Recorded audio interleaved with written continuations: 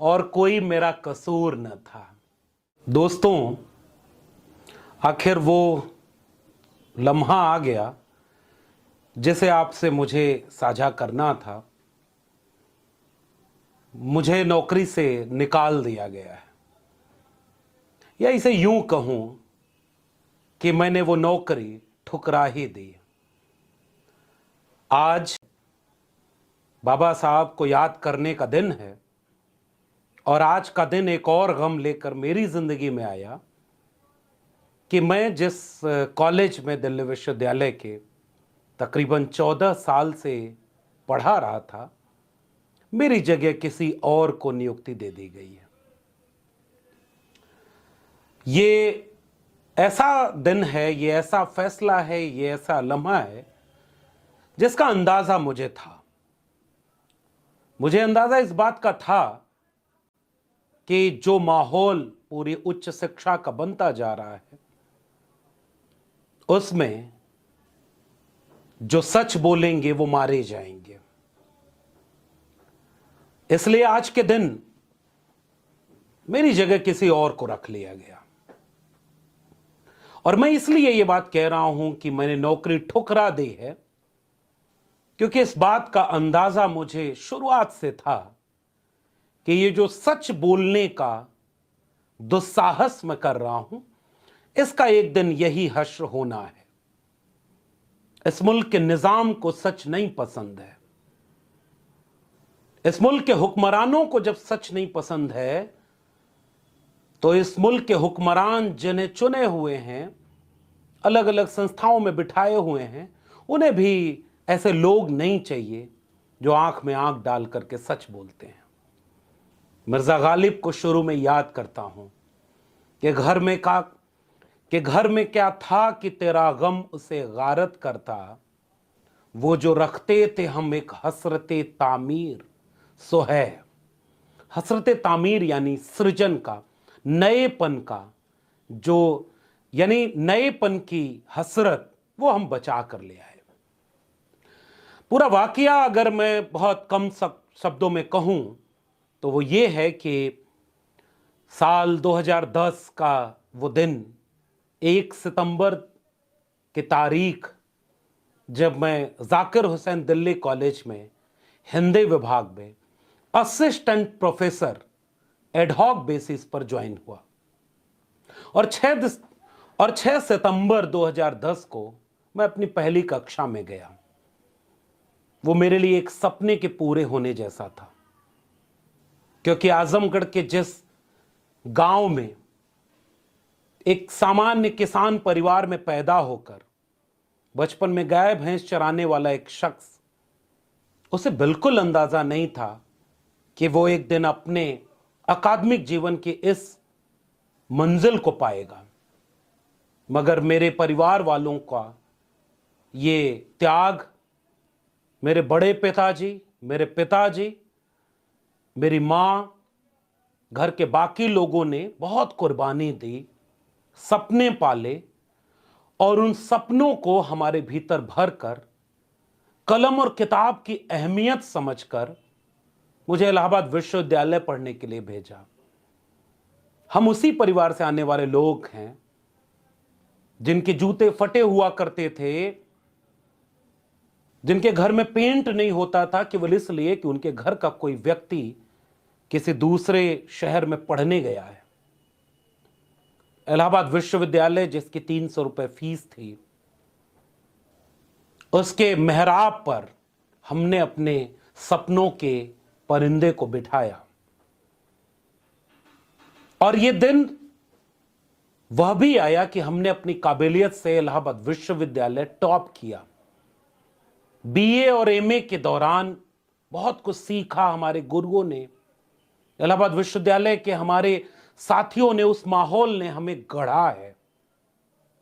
मेरे परिवार की जो हसरत थी, मेरे परिवार की जो पूरी ताकत थी, उसने इलाहाबाद विश्वविद्यालय पहुंचाया, और इलाहाबाद विश्वविद्यालय ने उस एक परिंदे के पंख को मजबूत कर उसमें और आजाद ख्याली भर के उसे दिल्ली की उड़ान पर भेज दिया।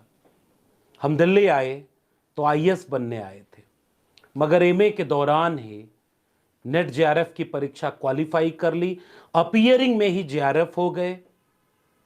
पूरे इलाके में नाम हुआ कि जो जो लड़का इलाहाबाद विश्वविद्यालय टॉप कर सकता है वो आईएएस बनेगा।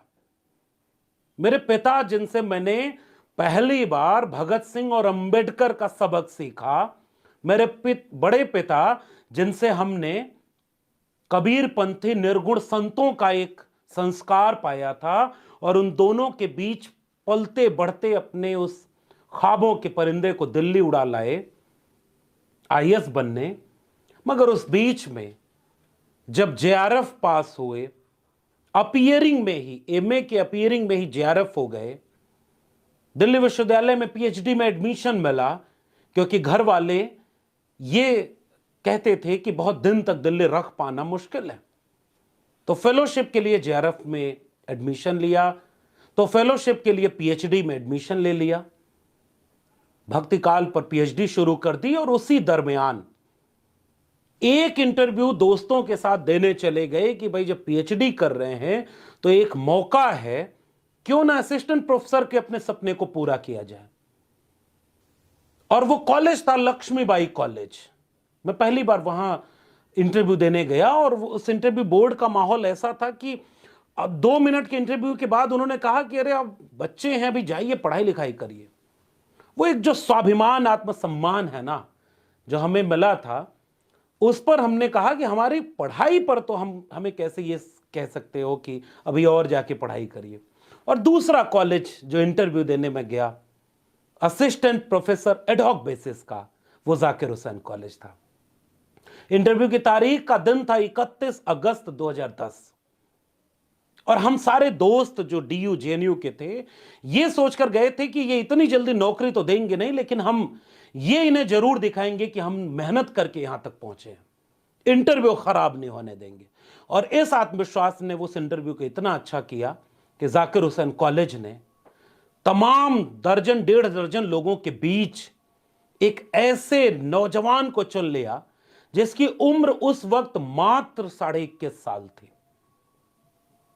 तमाम लोगों को पीछे करके यह कहा गया कि जिसका इंटरव्यू इतना अच्छा हो, जो गोल्ड मेडलिस्ट हो, जिसका जेआरएफ अपीयरिंग में क्वालिफाई हो, क्यों ना हम इसे मौका दें। और 6 सितंबर 2010 को मैंने पढ़ाना शुरू कर दिया। 2-3 अटेम्प्ट आईएएस के भी दिए, लेकिन मेरी कक्षाओं ने मुझे इतना आकर्षित किया कि उनके बीच कब मैंने अपना जीवन का मकसद अपनी कक्षाओं और अपने विद्यार्थियों के बीच रहना चुन लिया, मुझे पता ही नहीं चला। आईएएस बनने का सपना छूट गया, और मेरी कक्षाएं मेरी जिंदगी का एक दूसरा कोना बन गई, जहां से हमने पढ़ाया कम और पढ़ा ज्यादा। वक्त बीतता चला गया, और असिस्टेंट प्रोफेसर एडहॉक की नौकरी बिल्कुल खामोशी से, चुपचाप पढ़ते थे, अपनी कक्षा में जाकर पढ़ाते थे। वक्त आगे बढ़ता चला गया। 2010 से 2021 तक मैंने तकरीबन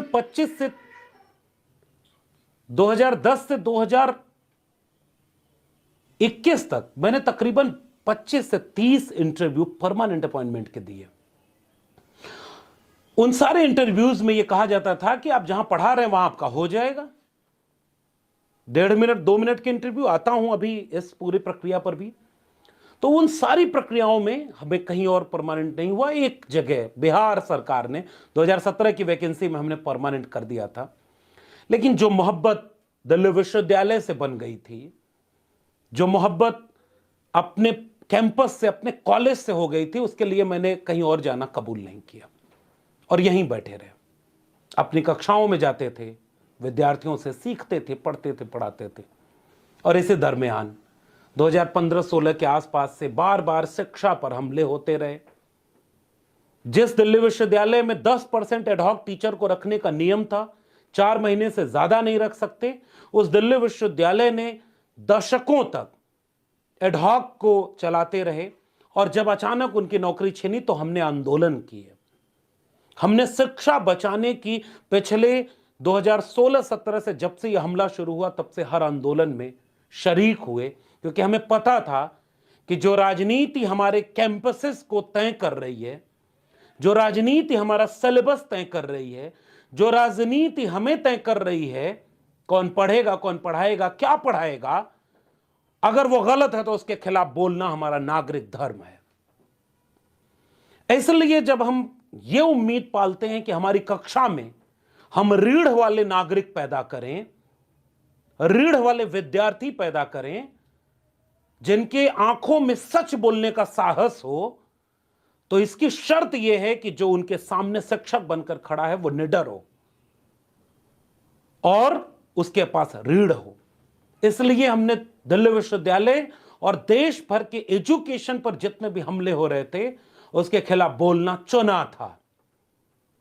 और यह बोलने का अधिकार दिल्ली विश्वविद्यालय के एक्ट ने हमें दिया है, क्योंकि हम सरकारी मुलाजिम नहीं होते। लोग कहते हैं ना कि शिक्षक होकर के राजनीति कर रहे थे, असल में राजनीति लोग कर रहे थे, वो तय करने लगे कि शिक्षक कैसे होने चाहिए।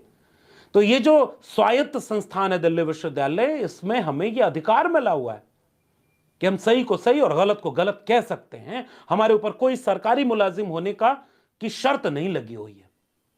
और ये हमारी जिम्मेदारी है कि हमारे समाज में जो कुछ हो रहा है उस पर भी हम एक आलोचनात्मक दृष्टिकोण रखें, और वो हम रखना शुरू किए 2016-17 से।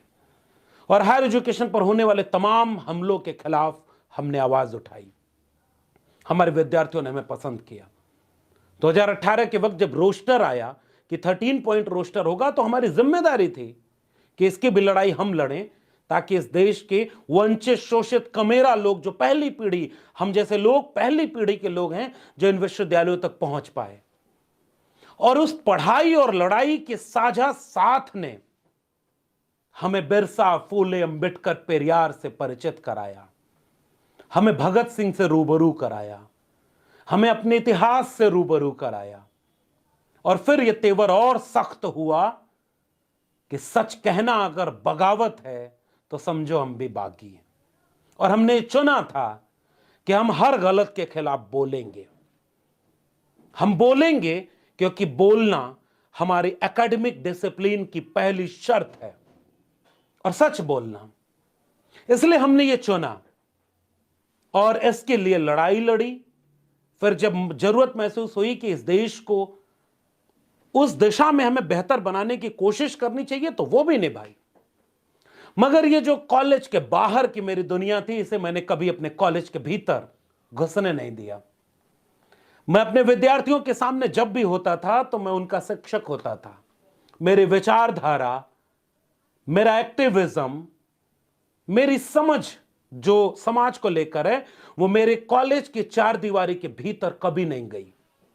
वरना बहुत दिन से मैं उन लोगों की आंखों में खटकता था। मैं जानता था कि मेरी कक्षाओं में बैठे कुछ विद्यार्थी किन्हीं के इशारे पर मेरे लेक्चर को रिकॉर्ड करते हैं। मैं जानता था कि मैं जिनके खिलाफ बोल रहा हूं वो साजिशें रच रहे हैं कि क्या इसके खिलाफ बोला जा सके, कब इसे नौकरी से निकाल सकें। मगर मुझे पता था कि मुझे क्या कॉलेज के भीतर करना है और क्या नहीं करना है। इसको मैंने निभाया, मौका नहीं दिया कभी किसी को। मैं कक्षाओं को नियमित रूप से पढ़ करके पढ़ाने में भरोसा रखता था, क्योंकि मैं जानता हूं कि उन कक्षाओं में मैं सांस लेता था। मेरी सांसें, मेरी उम्मीदें मेरी कक्षाओं में थी। उन कक्षाओं से हमें छीन लिया गया।